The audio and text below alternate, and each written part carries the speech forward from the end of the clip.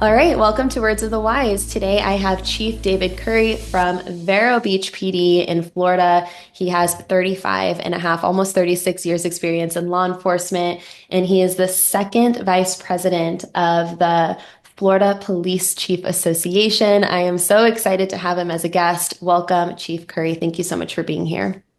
Thanks for having me, Paige. I appreciate that for sure. Of course. So you have spent over 3 decades in this career. Give us a little background on you. How did you get started, and what did those 30, almost 36 years look like for you? Well, I can say it goes fast. It doesn't always seem like it, but does go fast. I was born in Baltimore, raised in southern New Jersey, right around Atlantic City, and I played football in high school and actually went to college to play some football. And I never had an interest in law enforcement, but some athletic injuries led me to law enforcement, where I stopped playing sports, came back home, finished my 4 year degree, and started having an interest in law enforcement. So I actually took a job in Ocean City, Maryland. I'm sorry, Ocean City, New Jersey, which is in my neighborhood, as a special police officer in the summertime. There's a lot of people that come to the shore, as you can imagine, and they hire extra people. Usually, it's college-aged individuals, and you learn how police work is. You go to the academy; it's abbreviated, and I started that coupled with my criminal justice degree, and that was in the mid '80s or so, and then I decided wherever I was going to be for law enforcement, it was going to be warm, and I didn't want to stay in New Jersey. It was too cold for too much of the year, so I moved down here with my family in the late '80s and started with the Vero Beach Police Department in 1990. That's amazing. And I am on board with the warm weather. I'm in Phoenix, and it's so funny like how you kind of dictate your life based on like where you want to be geographically. And Florida is one of the places that I would definitely live for that reason. I'm like I would never I lived in Chicago for a little bit, but I'm like I would never live back in the cold weather. It's got to be Arizona, California, maybe Texas, Florida. That's about it for That's, me. that's where I was coming from, for sure. 100%. Can I ask you, what is your why? I know you said you started to get interested in law enforcement, but why did you actually decide to step into this career? What was your why? Yeah, I think everyone has an interest in law enforcement, whether they act on that interest, right? Mhm. Whether it's growing up and watching television shows in that regard, or movies, and or knowing your neighbor that may be a police officer. Uh, Growing up, my dad was an electrical contractor in our area, and his my uncle was a fire chief. He was a friend, but we called him uncle. And I would always go to the fire station, and this is probably first or second grade, and the police department was there. And this was in Northfield, New Jersey, right along the Jersey Shore. And I would meet the police chief and some of the officers, and I always saw it as a I'm like, wow, they look great. Their uniforms are neat. They do good in the community. Yeah, they do. They catch the bad guy, and of course, again, watching maybe TV when you're young and glamorized, if you will, was always an interest. And again, I think everyone has an interest in it, whether they act on it. So I always have enjoyed being fit and that aspect of life, not just a job, but you clearly should be fit to work in law enforcement. You should maintain your fitness.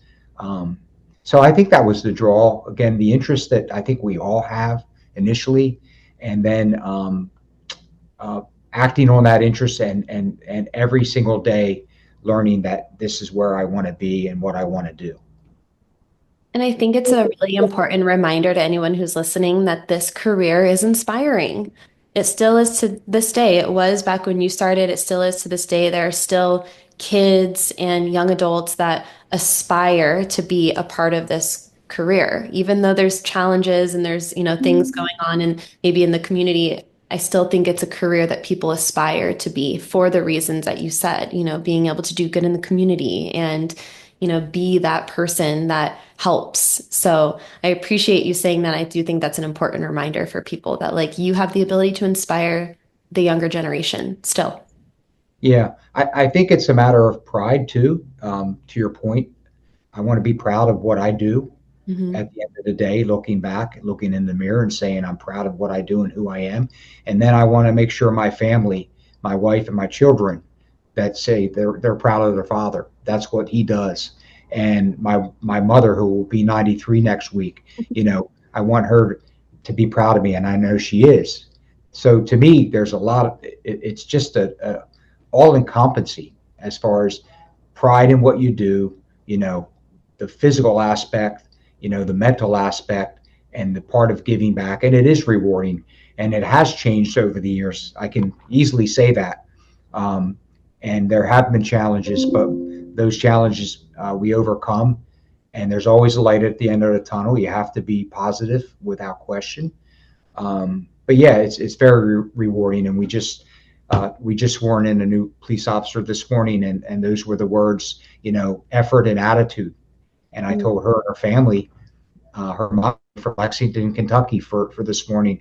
And I said that makes a big difference being here for not only me, this agency, and your daughter when you're swearing in, but it's so easy to say effort and attitude, but sometimes people and we lose track of that. And if you have effort and attitude in this at this job, then I think you can go a long way.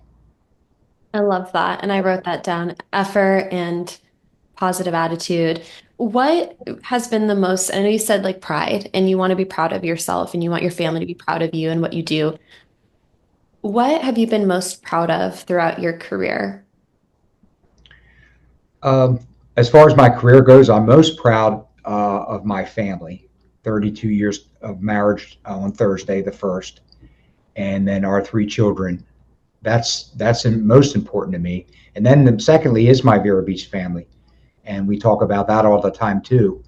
The family that we have here, and thinking of others and their family. But again, it's the longevity and the effort that I've been able to put in, and enthusiasm in about 35 years again, this job.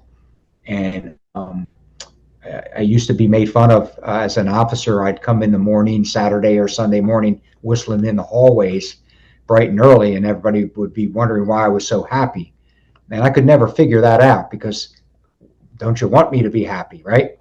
So I always talk about that today. I've always had that attitude, again, effort and attitude, and it's paid off for me. And I just try to share that with others. And just the overall, I know I've done a good job. I know I've cared for others, not only internally and externally, built relationships. And all I've wanted to do, I said it when I was a sergeant, I want to be police chief in Vero Beach at our police department one day. And I was able to accomplish that. And I want to do, because I started here as an officer out of college, I want to do for this agency and for the men and women here. And when I leave, it's as good, if not better, place.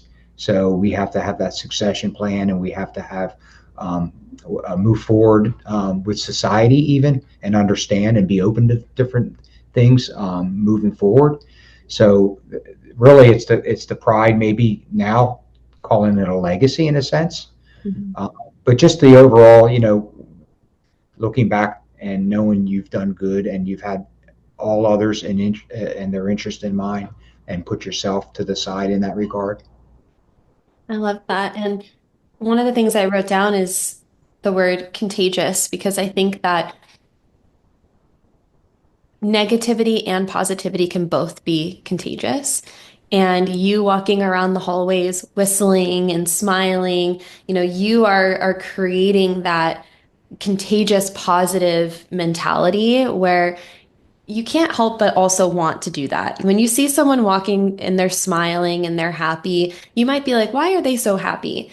But then it's like, well, I want to be like that too. I want to be happy and it's contagious. And I think that to your point of saying, hey, like effort and positive attitude, how do we treat people? Are we kind to them? Do we look out for them? Like that is contagious. And I think it can easily sway the other way. And we know that there are a lot of organizations that maybe don't have that that culture and there is that negativity. And so choosing to show up and be positive. And I love that you said family within the organization. You know, are you looking out for each other? Are you being supportive of one another? Are you actually treating each other like you are a family, or are you not? You know, and then of course, the fact that you've been married so long and you have a successful family outside of the organization, I think is also a testament to the work that you've put in because we know that divorce rate is really high and there are a lot of people who don't have a family to go home to at the end of the career. So for you to say like, hey, like I'm really proud of the effort that I put into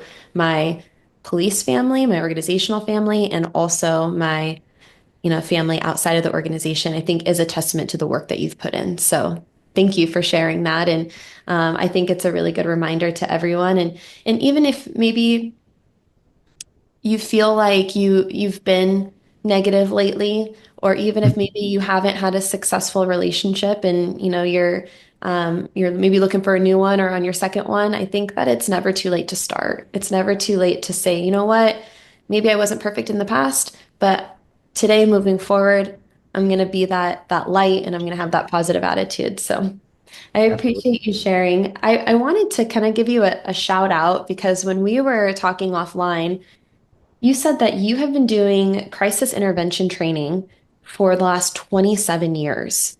And I think that that is incredible. And it's to me unheard of. Like, I have spoken to a lot of leadership across the country, and usually things like this, haven't really been happening maybe for like the last 10, 15 years, but definitely not. I haven't heard, at least personally, 27 years. Can Yeah. you jump into that a little bit? How that got started, what that looks like for you?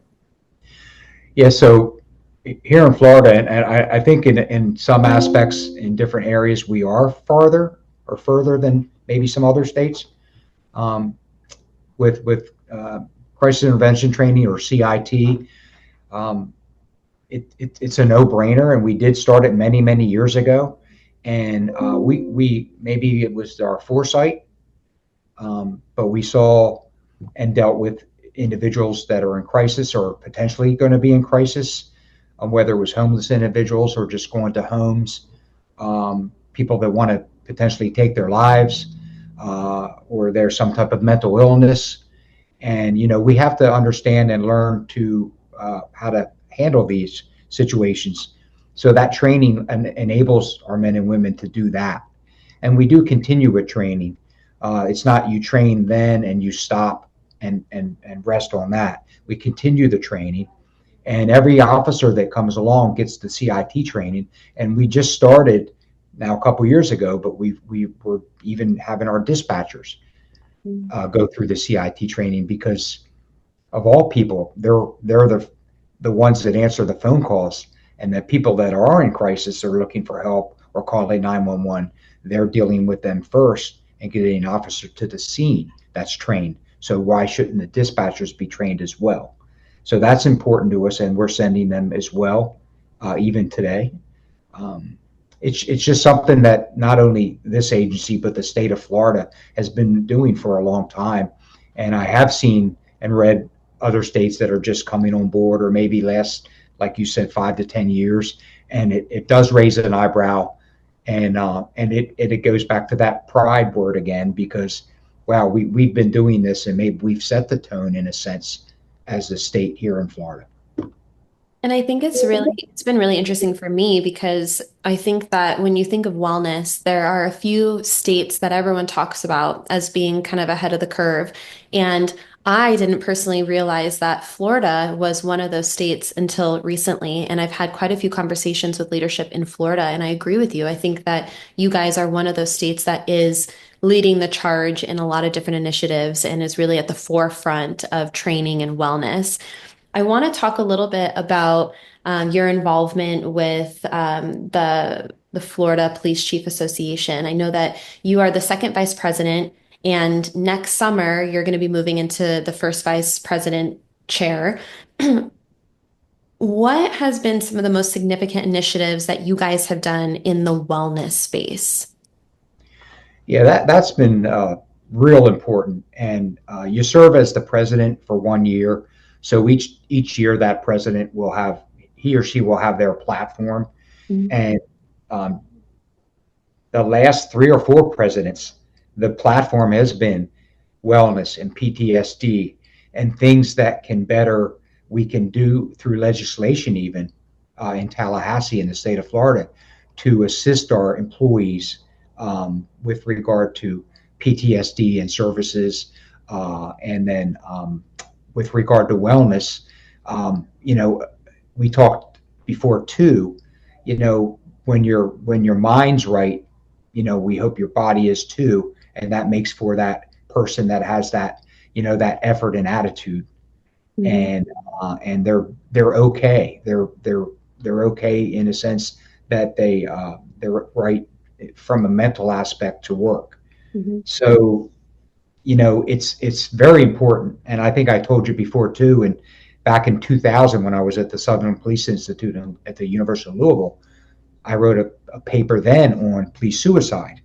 So for me specifically, it's been an aspect that I've had an interest in because again, the mind, the body. I think if the mind and body's right, then work's right too. So it's always been an interest to me as far as taking care of our employees mentally and physically. So um, and when I become the president, I'm going to continue that wellness portion.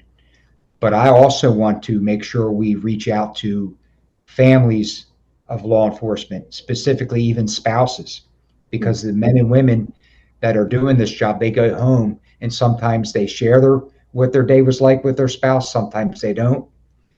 Sometimes there's issues at home.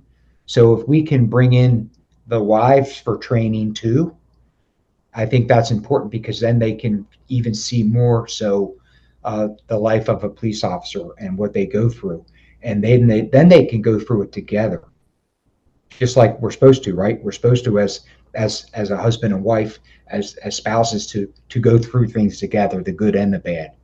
So I think we lose track to some extent of we do take care of our officers or we're working towards the wellness aspect, but we need to pull the family part in too so they all understand what goes on.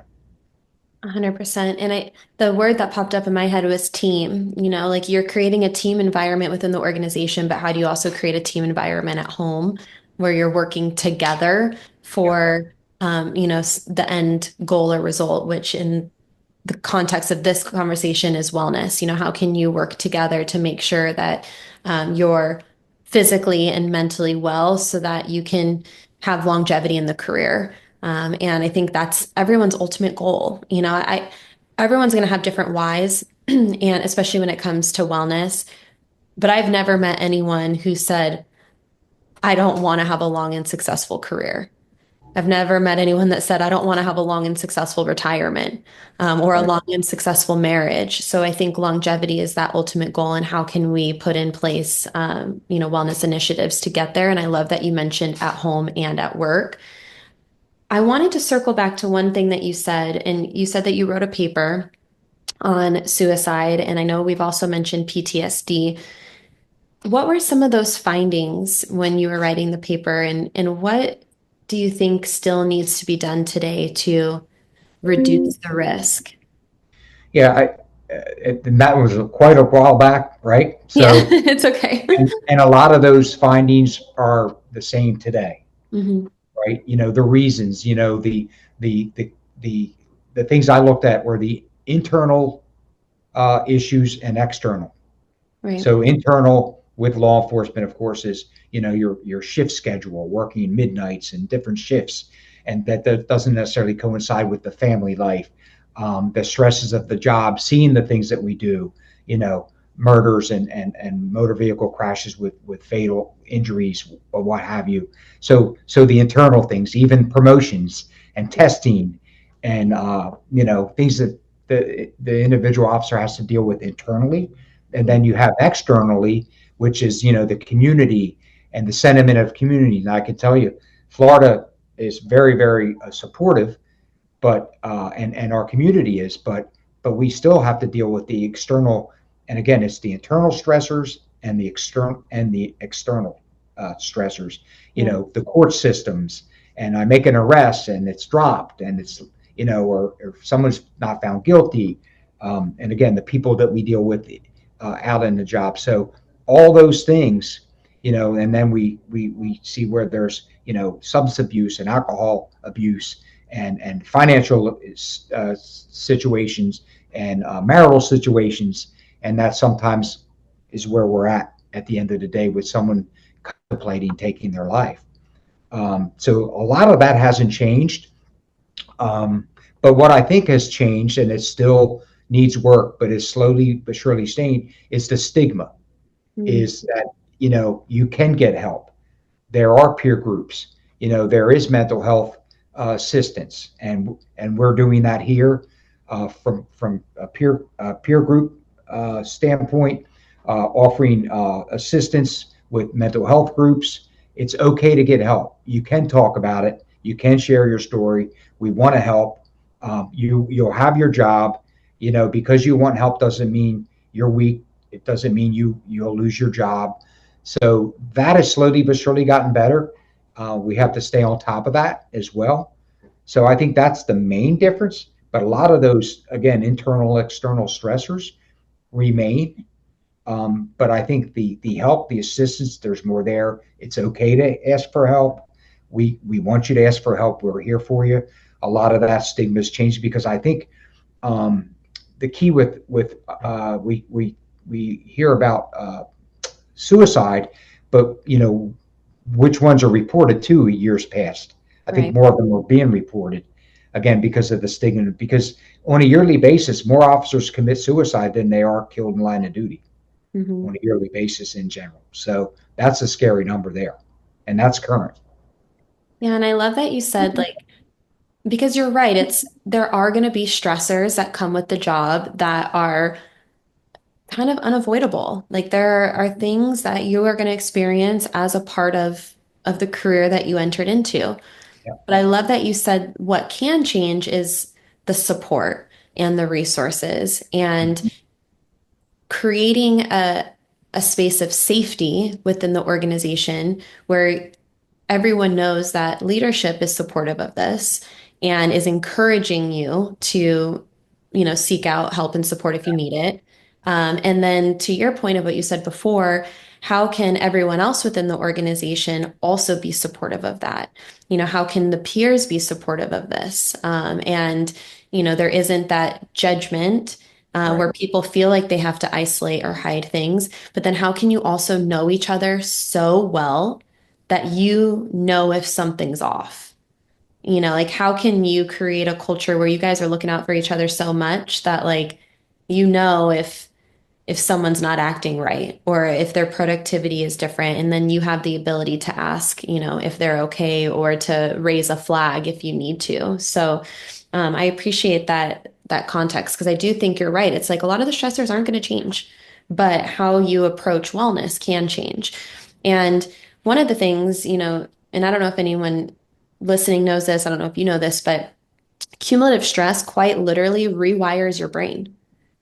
It rewires your brain to be in your fear state more. It Mhm. actually increases depression and anxiety. And so there has to be things that we do that bring you back to that baseline.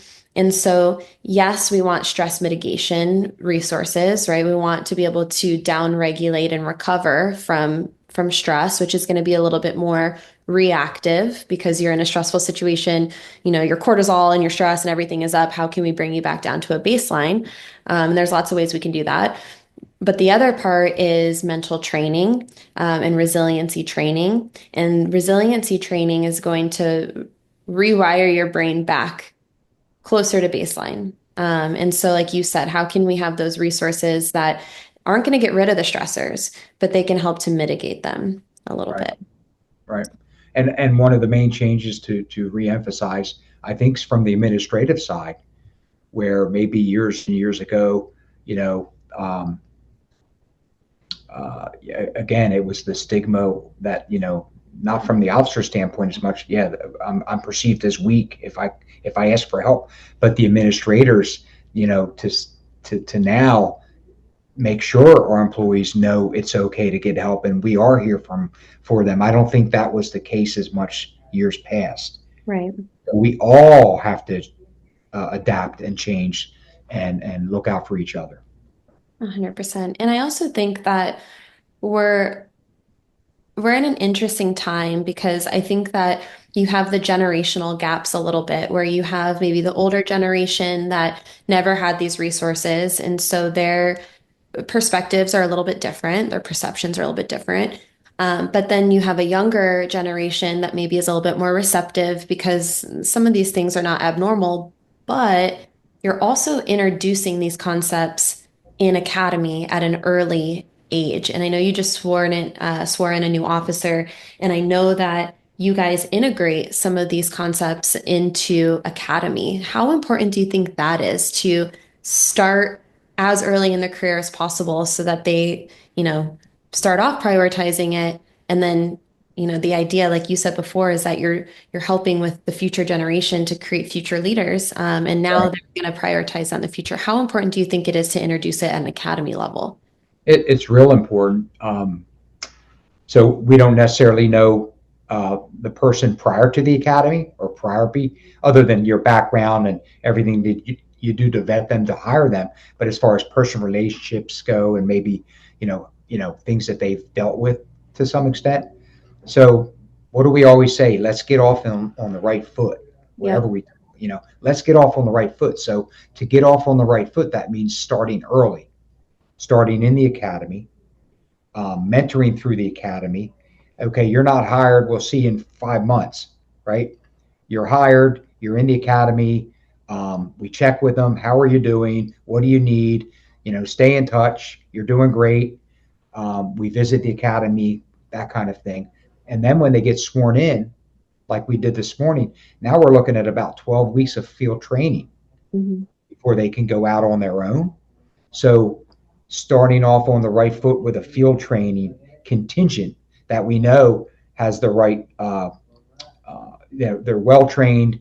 They have that good attitude and effort that we're going to see in a field training. Because if I'm a new officer and I have field trainers that aren't really interested and don't have that attitude and effort, then that's not getting right, off on the right foot.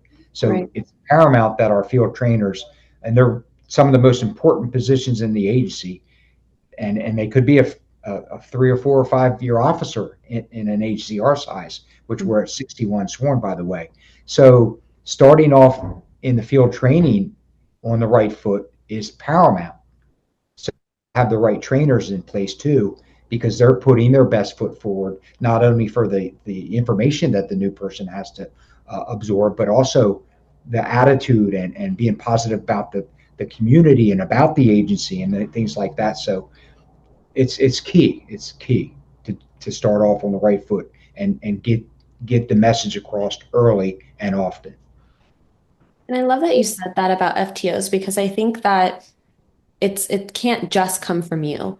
I think that it's important that it comes from you, but how is the rest of your team also carrying that message? And there's that cohesiveness where it's everyone is on board and there's consistency in the messaging. My hope, and I think that a lot of organizations are already doing this, but my hope is that wellness is viewed as safety training. How can we keep everyone safe? And you have your annual trainings and making sure that everyone is current with firearms and defensive tactics and all the things that you do. But how can we also make sure that there's wellness training to keep you safe so that mentally, you can perform at a high level and you can make effective decisions and respond to situations in the best way. And so it sounds to me like that's what's happening, and there's wellness being integrated into agencies like yours, and FTOs are now supporting that cohesive message. And I think that that's exciting for me, to feel like Yeah, it's just going to keep evolving over time, and there's already so much that's going on now that wasn't happening 10 years ago. yeah, yeah, and the field training officers are, to use another word, are essentially ambassadors for Right. the agency. Again, putting the best foot forward for not only themselves, their agency, and the community to relay all the information to this new officer that we bring aboard. So, yeah, Yeah. And when you have people that, like obviously new hires are going to look up to them. And when they're setting the example and saying, hey, I do this and this is what I do for my wellness and, I believe in this, then other people are gonna be like, ooh, I respect that person and I want to be like that too. And, if they're relaying the message of like, hey, like I get support sometimes, like this job has impacted me sometimes and that doesn't make me weak and people don't view them as weak. So, again, it's that space of safety. Have you heard the expression the canaries? mm-hmm. Have you heard this? So, kind of like you said, the ambassadors, it's Right, the canaries, the people who are going to talk about stuff, who are going to spread that message, and then everyone else is going to kind of fall in line because you have these voices that are respected that are saying, hey, like, let's do this, like, let's, prioritize our wellness in this way or that way or whatever. And so I've heard it called the canary, and I always have like a really fun visualization of that, of people kind of yeah, like yeah, zipping around and, and sharing things. yeah. Contagious canaries, maybe, right? I love it. Yeah, So I know that, you've mentioned this kind of throughout our conversation, but you also mentioned this to me offline, but you say healthy mind, healthy body, healthy family. You have like kind of these three pillars that you've lived by. I know that fitness, you come from a sports background and fitness has been something that's important to you. What are some of the things that you've done throughout your career to encourage a healthy mind, a healthy body, and therefore a healthy family? Are there any like specifics like working out or, breathing techniques? Like what are some like tactical things that you have done that have helped you with that? yeah. So individually and specifically, I've been a runner all my life. Um, I started running at a very young age, just because even at a young age, it felt good to Mhm. run, and especially after you were finished, it felt good.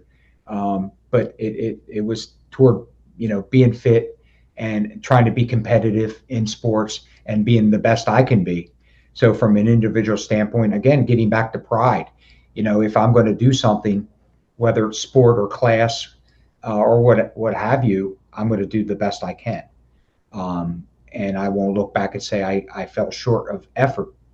I'm going to give it the best effort. So I've always run. I've always worked out and lifted weights. And again, I played some Division III football out of high school. And um, my idea was originally exercise physiology and Mhm. coaching football. And again, back to my injuries that led me down the law enforcement path, which I'm so fortunate and blessed that it did. Um, but I've always had that mindset, um, and I just turned 60, so it's continued. Um, and then I try to relay that to friends, family, employees. We allow our officers to work out an hour a day as Mhm. long as the personnel is allotted for. They can come in. We have a nice gym with cardio and free weights and machines, and they can work out an hour a day. So that's important to me, that we allow that. And not only are you able to work out, but you're able, it's just a little bit of a break, a downtime. Mhm. And they're able to do that. So just the mindset of with the mind, body, and family. I've spoken to academies over the years, and when I speak to the new hires, I essentially relay that.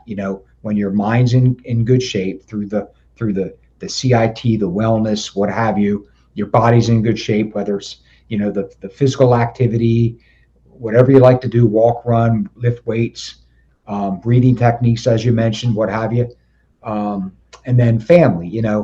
Um, None of that's always easy. There's always bumps in the road, but I think if you align those three areas, then your work product is going to be much better than if not. Right. And back to that effort and attitude, we have to give effort and attitude in all three of those pillars: wellness, mind, and family. Mhm. Uh, and again, I think if you have that in place, you're in a good place as well. And I think too, to your point, and I think a lot of people forget that, like you said, physical fitness does impact your mental wellness. And there's actually science to back that up. Absolutely. We know that physical fitness reduces your cortisol levels in 10 minutes. So for anyone who's like, well, I don't have the time, 10 minutes of any sort of physical movement. And I love that you mentioned a couple different things you can do because maybe the gym isn't for everybody, but everyone can get outside and walk around the block for Mhm. 10 minutes. Maybe running's not your thing, but you can go and do 10 minutes of some mobility or whatever it is. Like physical movement reduces your cortisol levels by like 20% in 10 minutes. So it does have a huge impact. And if you are reducing your cortisol levels, you're less stressed, you're more likely to perform in an effective way. And then you're less stressed with your family, Yeah. and to your point, like, yes, there's going to be stress, there's going to be bumps, but how can you mitigate that as much as you can? And I love that you kind of put the physical and mental together because that is really effective. If you can do both at the same time, it also helps with mental resiliency. If you're doing something that's really hard, if you're doing a hard workout, and I'll tell you right now, I am not a morning person. I wouldn't say that I'm a monster, but like if I had the choice to snooze 5 times, I would. And so it does take that conscious effort, like you said, to get up and to go do something. And when you can do a hard physical exercise, it could be anything. It could be running, it could be a HIIT class, go to the gym, lift weights. Maybe it's a hard yoga class, like whatever it is, that's your thing. If you can do something really hard and you can do that for a period of time, you are also training your mind to be able to withstand hard things. So you're training mental resiliency, which again, to what we talked about before, it's rewiring your brain to kind of come back to that baseline that cumulative stress, brings you to. So, or brings you from. So I love that you mentioned those things, and like I love that you also incorporated into your agency an hour a day to work out on duty.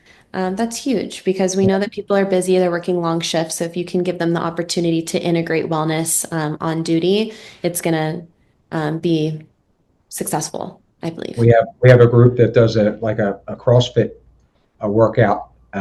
We have ropes and pull up bars, and they're out in the parking lot running and grabbing and carrying things, and tires, and that's another aspect too, aside from the gym. So we have different likes, but we allow that to take place.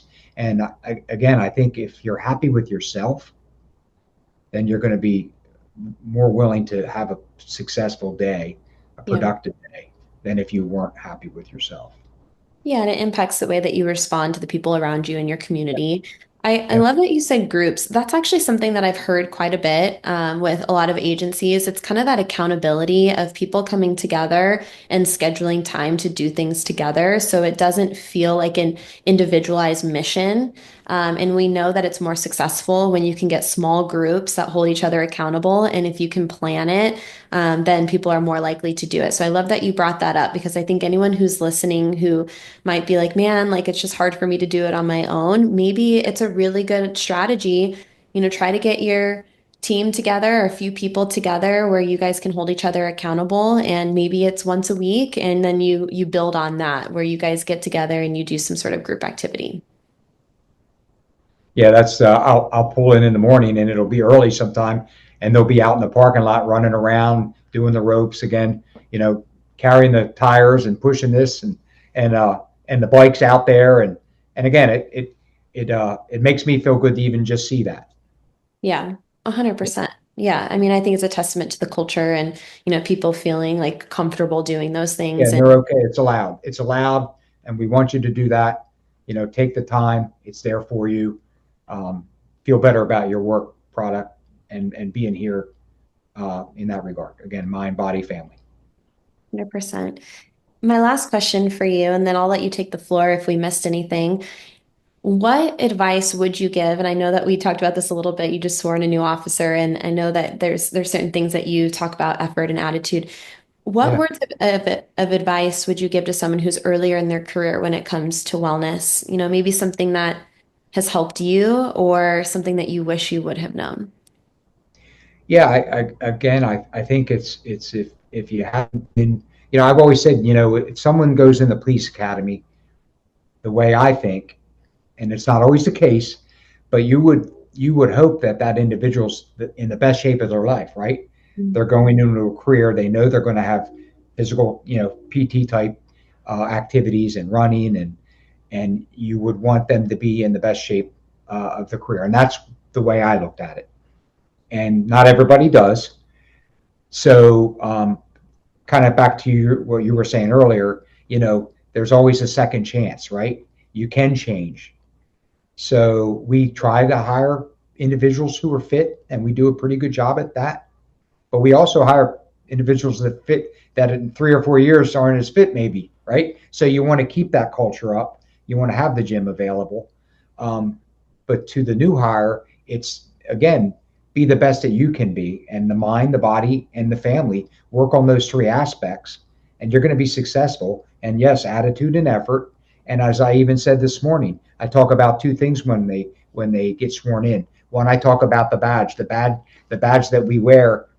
Until it's on your uniform is not complete. And look at all the what the badge stands for: integrity, community, authority, power. There's so many meanings that the badge brings, and remember each and every day, whether it's 1 month or 30 years, when you put the badge on, what it stands for, and don't forget that. And then secondly, I pledge to the family members that we're going to do the best we can to get them home every day through equipment and training, um, and making them as safe as we can. So, and we've been pretty successful at that. So, it's a tough job, we know, but that's the two areas that I talk about when they do get sworn in. Thank you. I love that. I love the idea of remember what the badge stands for when you put it on every day. And I think that that's connecting with the why. Why did you get into this Right. profession in the first place? And it is an honorable profession, and there is pride that goes with that. And it is still inspiring to people to want to be in this career. And so I love that you said that because I do think if you can remind yourself every day of that, it gives you more of that gratitude and a positive um, mindset. And like you said, it starts you off on the right foot every day. So Yeah. I appreciate that. Um, I don't have any other questions for you. I've loved this conversation so much, but I want to give you the opportunity. If there's anything that we missed that you want to touch on, anything that you want to highlight, I'll give you the floor. No, I think it's been great too. I appreciate it. And again, I just it certainly is a rewarding career. You know, we see generational changes. We see generational attitudes. We've seen societal changes over the years, and we have to adapt and adjust the best we can in keeping our community safe. But as a leader, you do have to be open and be able to adapt to the different generations and things that go on. At least be open and understanding is that in that arena, if you will. And we have to continue to take care of our employees. We can never lose track of that. And yes, the badge means a lot each and every day we put it on. We Because we do know, and none of us are immune. We do know that officers go down the wrong road for whatever reason from time to time throughout our country. So to keep that in mind each and every day, I think bodes well for a long-lasting career. And we just ask them to meet us halfway. If they can meet us halfway, we got them the rest of the way in an effort to make them successful in a really, really outstanding career. Thank you, Chief Curry. I appreciate you so much. I appreciate your insights. Thank you for your almost 36 years of service. And I appreciate everything that you've done for your community and for your agency. And I appreciate your time. Thank you. Thank you.